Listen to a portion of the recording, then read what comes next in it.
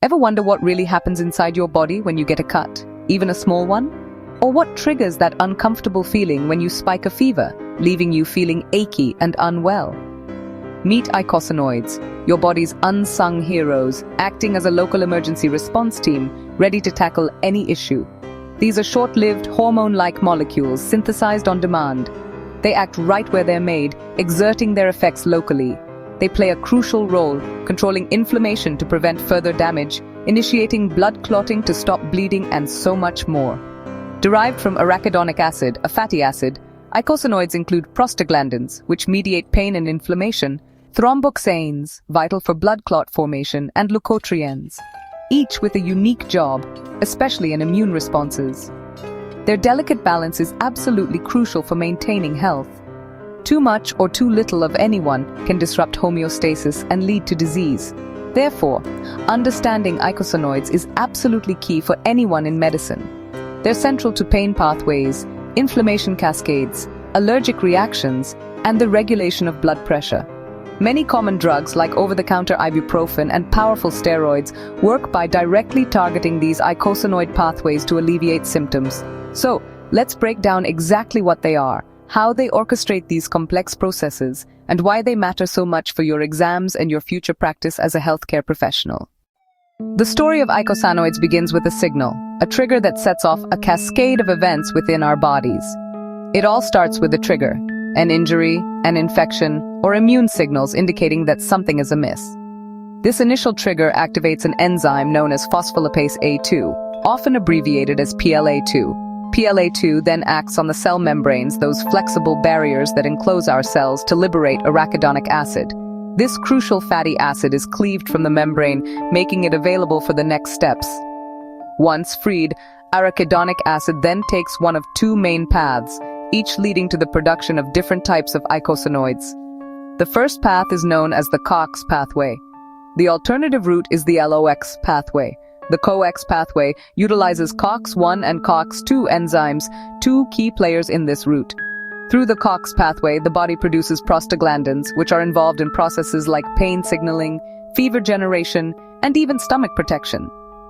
It also leads to the creation of thromboxanes, essential for blood clotting. The LOX pathway, on the other hand, is responsible for creating leukotrienes. These leukotrienes are potent drivers of allergic reactions and asthma. They exert their effects by tightening the airways in the lungs and attracting immune cells to the site of inflammation. Eicosanoids act fast and locally, exerting their influence right where they are needed. Once their job is done, they are quickly broken down, ensuring their effects are brief and targeted, preventing prolonged or widespread action. This rapid, localized action is what sets them apart from longer-lasting hormones, which circulate throughout the body and have more sustained effects. Remember, PLA2 activation is the key control point, the gatekeeper that initiates the entire eicosanoid synthesis process. And the pathway chosen, whether COX or LOX, ultimately determines the specific type of eicosanoid that will be produced, shaping the body's response. This intricate understanding of eicosanoid synthesis is the foundation for understanding how drugs can intervene, modulating these pathways to treat a variety of conditions. In health, eicosanoids maintain balance, protecting your stomach lining, supporting kidney function, and helping blood clot. But when injury or infection strikes, they ramp up inflammation. Prostaglandins cause redness, heat, swelling, and pain. Leukotrienes call in immune cells. Chronic overproduction leads to disease, like joint destruction in rheumatoid arthritis or airway constriction in asthma. Eicosanoids aren't good or bad. Their effects depend on context and balance. The medical goal is to dampen harmful overproduction without wiping out their essential protective roles. This balancing act is at the heart of anti-inflammatory drug development. Mastering this concept is crucial for safe, effective treatment. When inflammation becomes chronic or gets out of control, significantly impacting a person's quality of life, we often turn to pharmaceutical interventions, utilizing two main drug types to manage the inflammatory response. These include corticosteroids and NSAIDs, each with distinct mechanisms of action. Corticosteroids, such as prednisone, are potent anti-inflammatory agents that block PLA2, an enzyme crucial for initiating the inflammatory cascade, effectively shutting down all eicosanoid production. While incredibly powerful in reducing inflammation, corticosteroids come with major side effects like weight gain, elevated blood sugar levels, and an increased risk of infection. On the other hand, NSAIDs, which include common medications like ibuprofen, naproxen, and aspirin, work by blocking COX enzymes, thereby reducing the production of prostaglandins and thromboxanes, key mediators of inflammation and pain. This action effectively relieves pain and inflammation, but it's important to note that NSAIDs do not affect leukotrienes. However, NSAIDs have their own set of potential downsides.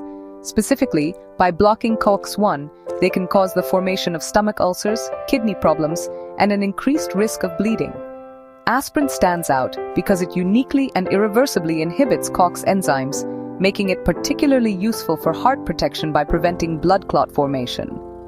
Ultimately, the choice of which drug to use depends heavily on the specific condition being treated and the patient's individual risk factors. A thorough understanding of where each drug acts within the inflammatory pathway is crucial to predict both the potential benefits and the possible side effects.